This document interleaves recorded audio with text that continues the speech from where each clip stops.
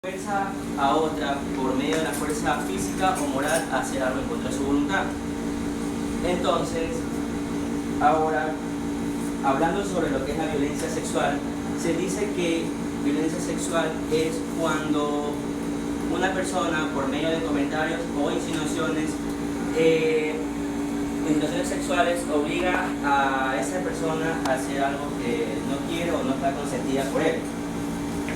Estos casos por lo general son muy comunes, pero casi no se escucha, porque a veces las personas afectadas o afectadas tienen temor a decirlo por varias razones. Nosotros hicimos un estudio y determinamos que una de estas razones son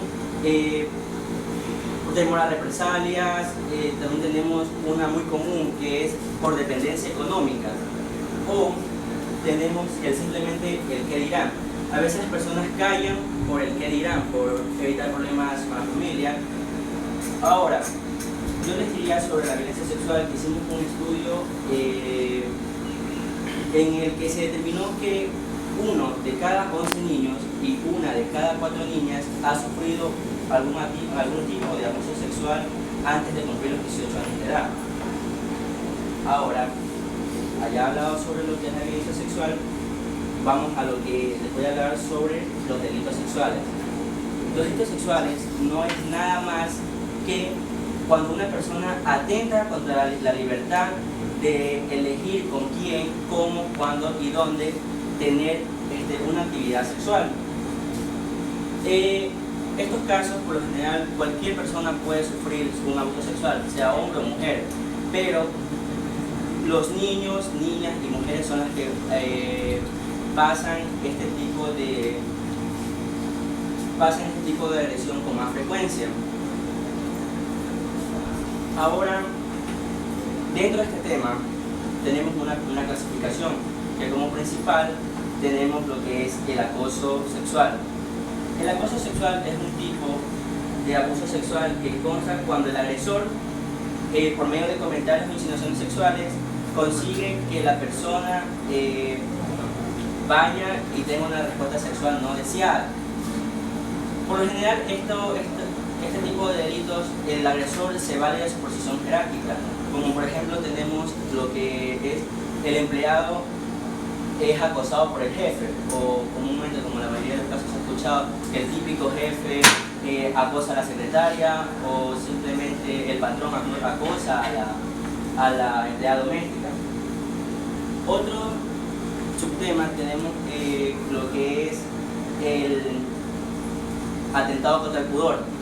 Dentro de este tipo de abuso sexual hay insinuaciones y comentarios, pero también hay lo que es el tocar partes de la víctima, del afectado, pero no hay realización del coito. ¿Alguien sabe qué es el coito aquí? ¿Sí saben qué es el coito? Ya.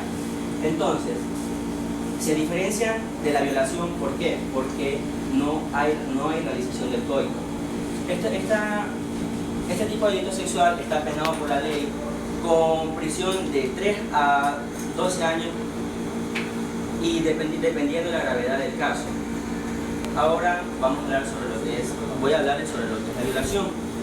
La violación, bueno, aquí sí hay realización del coito, y también es considerada violación cualquier tipo de penetración con cualquier objeto, sea vía vaginal, vía oral o vía anal, ¿sí?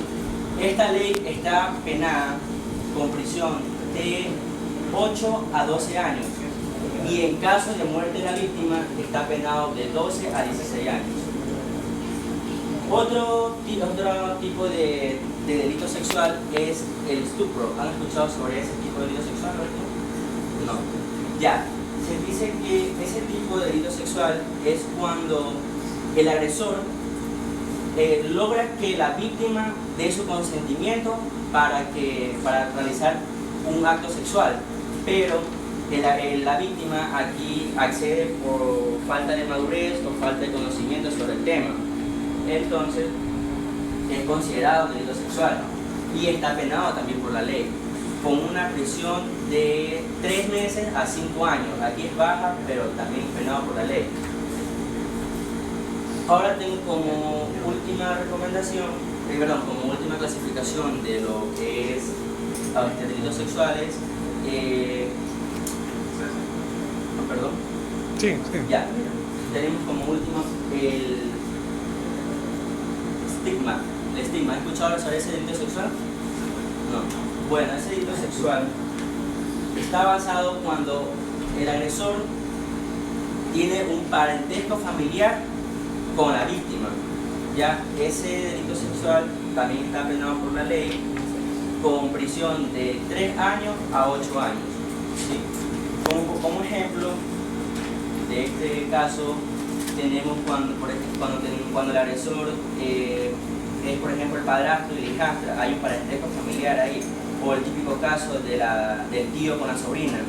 Entonces, ese tipo de delito sexual se denomina estigma. Ahora, yo les diría a ustedes como recomendación, porque existen varias recomendaciones para no ser víctimas de abusos sexuales, pero la principal, desde mi punto de vista, sería que todos aquí vamos a fiestas, vamos a discotequear, pero es bueno salir en grupo, porque así son menos propensos a ser víctimas de delitos sexuales o violencia sexual.